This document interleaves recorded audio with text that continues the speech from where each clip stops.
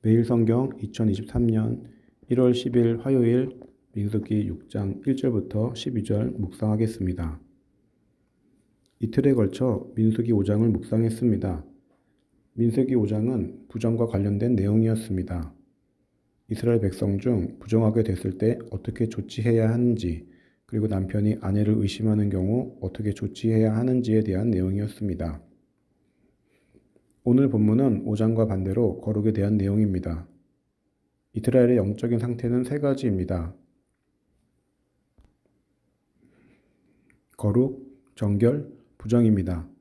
영어로는 holy, clean, unclean입니다.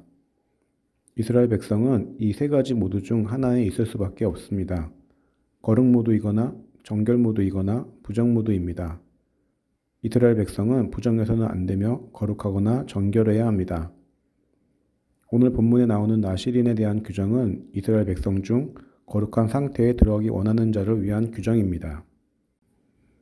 나실인이란 일정 기간 동안 거룩을 유지하기로 서원한 사람을 말합니다. 기간은 짧게는 30일이며 원하면 더 길게 할 수도 있습니다. 나실인이 되면 서원한 기간 동안 다음의 세 가지를 금지해야 합니다. 첫째, 포도주, 녹주, 포도 금지입니다. 포도씨와 껍질까지 금지입니다. 이는 단순히 술을 금하는 차원을 넘어서는 의미를 갖고 있습니다. 포도는 농경 문화의 풍요로움을 상징하는 것으로 가나안의 물질 만능주의와 세속화로 인한 타락을 의미합니다. 그래서 선지서에서 포도원은 자주 하나님의 진노의 대상으로 묘사되기도 합니다. 나실인으로 헌신한다는 것은 그러한 가나안의 풍습과 단절하는 것입니다. 둘째로 머리 자르기 금지입니다. 셋째로 시체 가까이 하기 금지입니다. 시체를 가까이 한다는 말의 히브리어적 의미는 시체와 같은 지붕 아래에 있다는 뜻입니다. 시체와 같은 지붕 아래에 있으면 안 됩니다. 왜냐하면 시체가 있는 공간도 시체로 인하여 부정하게 되기 때문입니다. 이 세 가지를 보았을 때 사실 나실인의 규정은 제사장에 대한 규례보다 더 엄격합니다. 제사장도 시체에 접촉해서는 안 되지만 부모와 형제, 자녀 등 직계 가족의 장례는 집행할 수 있었기 때문입니다. 그리고 제사장은 직무를 행할 때만 금주를 하면 되었습니다.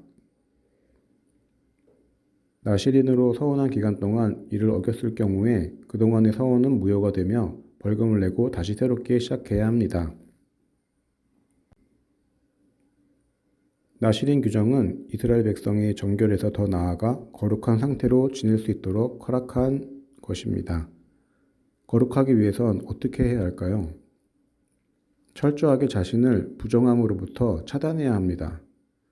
거룩은 제사장과 레위에게만 허락된 것이 아니며 모든 이스라엘 백성이 자원할 수 있습니다.